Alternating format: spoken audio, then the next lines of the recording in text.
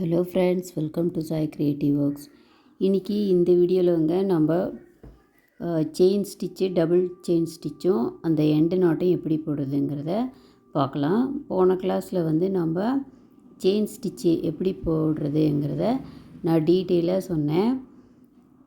Beginners போடுற மாதிரி, அதாவது ஆரம்பத்துலேருந்து கற்றுக்கணும் ஆரி ஒர்க்குங்கிறவங்க எப்படி போடணுங்கிறத ஃபுல் டீட்டெயிலாக அந்த சொல்லியிருக்கேன். நீங்கள் அதை பார்க்கலன்னா நான் டிஸ்கிரிப்ஷனில் லிங்க் கொடுக்குறேன், நீங்கள் செக் பண்ணி போய் பார்த்துக்குங்க. பாருங்கள், அது இன்னொரு தடவை அந்த செயின் போடுறேன் பாருங்கள். கீழிருந்து நூலை எடுத்து ஊசியை கீழே இறக்கி ஊசியை நேராக வச்சுக்கணும்னு சொல்லியிருக்கேன். கீழே இறக்கி அந்த நூலை அந்த ஊசி முனையில் சுற்றிட்டு மேலே எடுக்கணும். எடுக்கிறப்போ துணியில் மாட்டாமல் ஊசியை லைட்டாக திருப்பி மேலே எடுத்தால் அந்த துணியில் மாட்டாமல் நமக்கு அந்த செயின் ஸ்டிச் கிடைக்கும்னு ரொம்ப டீட்டெயிலாக ஸ்டெப் பை ஸ்டெப்பாக சொல்லியிருக்கேன். அந்த வீடியோவை போய் செக் பண்ணி பார்த்துக்குங்க. பாருங்கள், அந்த லைன் ஃபுல்லாக, அதாவது ஃபஸ்ட்டு பிகினர்ஸு கற்றுக்கிறப்போ பெரிய பெரிய செயினாகவே போட்டு கற்றுக்கலாம். ஒரு 1/4 இன்ச்சு கேப்லேயே நம்ம போட்டுக்கலாம். இந்த லைன் கூட அது மாதிரி தான் போட்டிருக்கேன். 1/4 இன்ச்சில் கொஞ்சம் லாங்காக போட்டிருக்கேன். இப்போ எண்ணாட்டு போடுறேன் பாருங்கள். இப்போ ஒரு செயின் எடுத்துகிட்டு அந்த நீடில் அந்த செயினுக்குள்ளே விட்டு பாருங்கள், நீடில் கொஞ்சம் கீழே இறக்கி அதுக்கு பக்கத்துலேயே அடுத்த பாயிண்ட்லேயே அடுத்த செயின் எடுத்து முதல் செயினில் மேலே எடுக்கணும். பாருங்கள், இது பழைய செயின். அதில் செகண்ட் செயின் எடுத்து அந்த செகண்ட் செயினை ஃபஸ்ட்டு செயினில் இருந்து எடுத்துக்கணும்.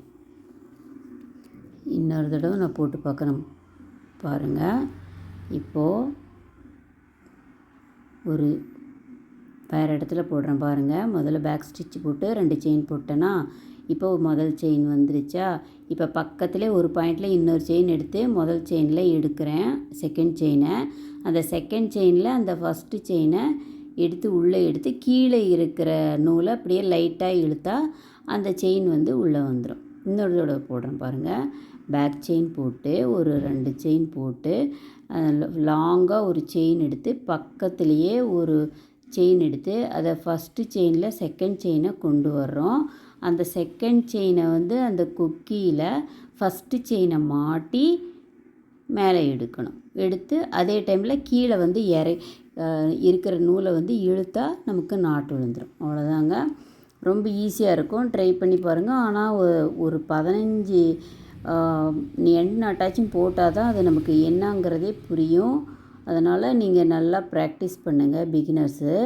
இப்போ அடுத்த செயின் ஒரு லைன் ஸ்கேலில் லைன் போட்டு பக்கத்தில் ஆர்டினரியாக எப்படி நம்ம போடுவோமோ அது மாதிரி செயின் ஸ்டிச்சு போடுறேன். ஒரே மாதிரி போடணும். அதே சமயம் நீடில் நேராக இருந்தால் தான் நமக்கு ஃபினிஷிங்கும் நல்லா கிடைக்குங்க. இது மாதிரி ஒரு செயின் ஃபஸ்ட்டு போடுறோம். இப்போ இது டபுள் செயின் ஸ்டிச்சுக்காக போடுறேங்க. இது பார்டரில், அதாவது ப்ளவுஸோட நெக்லைனு இது மாதிரியெல்லாம் போடுவோம்ல, அதுக்காக. இப்போ எண்டு நாட்டு போட்டாச்சு.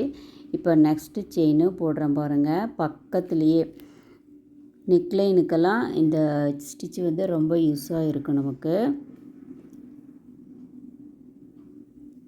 பாருங்கள், பேக் ஸ்டிச் ஃபஸ்ட்டு போட்டு பக்கத்துலேயே அந்த முதல்ல போட்ட செயினுக்கு கொஞ்சம் கூட கேப்பே வரக்கூடாது. கேப் வராமல் நம்ம அடுத்த செயின் நம்ம போடணும். செயின் ஒரே அளவாக எடுங்க, அப்போ தான் நமக்கு பார்க்குறதுக்கும் நீட்டாக கிடைக்கும். ஊசியை கீழே விட்டு அது ஃபஸ்ட் ஸ்டெப்பு. ஊசியில் கீழே சுற்றுறது செகண்ட் ஸ்டெப்பு. மேலே ஊசியை நூல் எடுக்கிறது 3வது ஸ்டெப்பு.